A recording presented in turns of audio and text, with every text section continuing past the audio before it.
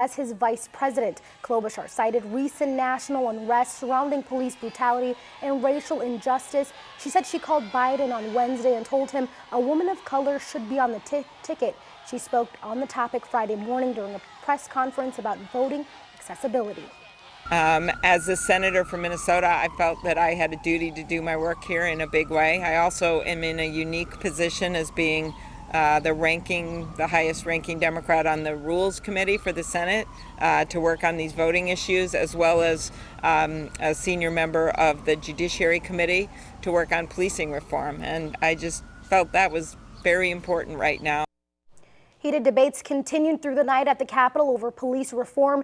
Just after 1 in the morning, House Democrats passed sweeping bills on police accountability. The final vote was 71-59 to merge 3 separate bills into the Minnesota Police Accountability Act, but it came almost entirely on party lines. One Democrat even voted with Republicans in shooting it down. A big point of contention is the House ban on warrior-style training for police, which Democrats say increases an officer's likelihood to use deadly force. Republicans oppose that and have been pushing for crisis intervention and diversity training. Senate Majority Leader Paul Gazelka has said the special session will end today, but Governor Walz has the power to call lawmakers back. The Republican-led Senate will debate police reform measures today.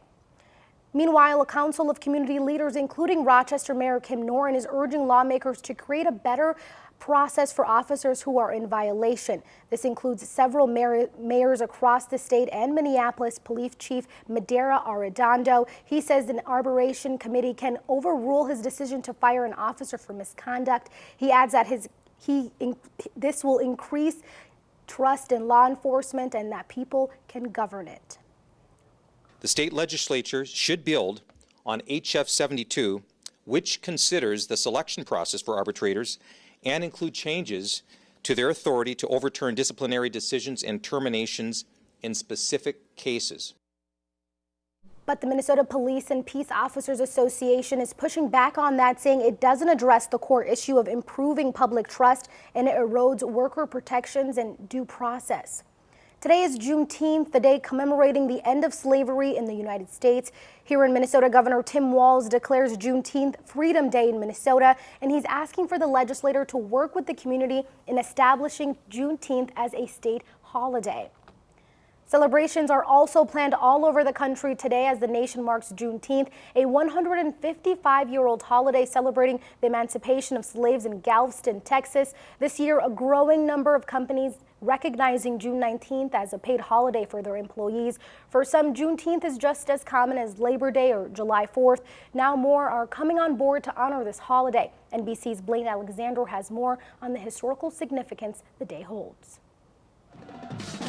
Today, more and more companies have a new holiday on their books, from Nike and the New York Times to Target and Twitter, all marking Juneteenth, a day celebrating the end of slavery in America. So for many people, it's like Independence Day. It was absolutely like Independence Day. It had the same meaning, the same resonance, the same power for African Americans. It was that defining moment of freedom. President Lincoln signed the Emancipation Proclamation in 1863, yet in many places, slavery remained alive and well. Well into 1865, you had slaveholders buying and selling, renting out the enslaved population because they thought the system was going to continue. And this is 2 years. This was 2 years after the Emancipation Proclamation. Slaveholders were trying to hold on to the last moment until that message was delivered.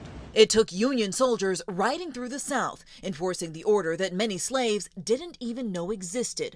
Finally, word reached the last holdout, Galveston, Texas, in 1865. The date, June 19th. Now, Juneteenth.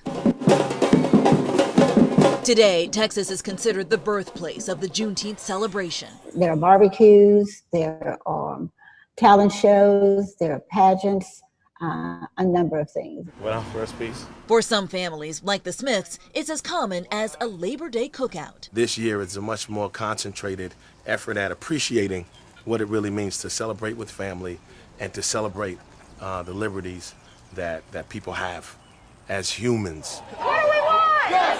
But with this year's holiday falling right in the middle of a social movement, a renewed push for racial equality, today's celebration looks a little different.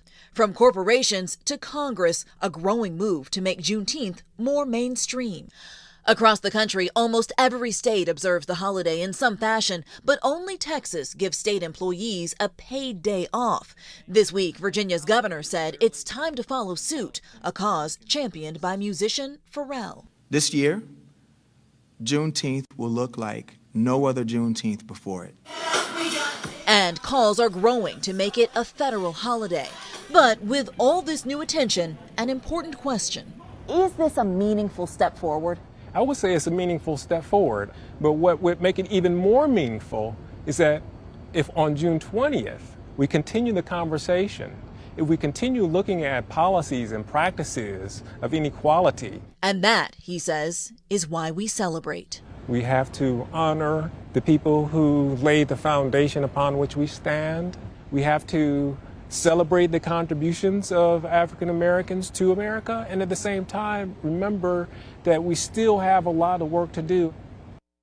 If you're looking for a Juneteenth celebration, there will be one held in less than 2 hours at the Rochester Foster Aaron Park from 2 to 8 p.m. Now let's check in with Sarah Gannon. Sarah, we're looking for, it's going to be raining out, but there's no showers yet.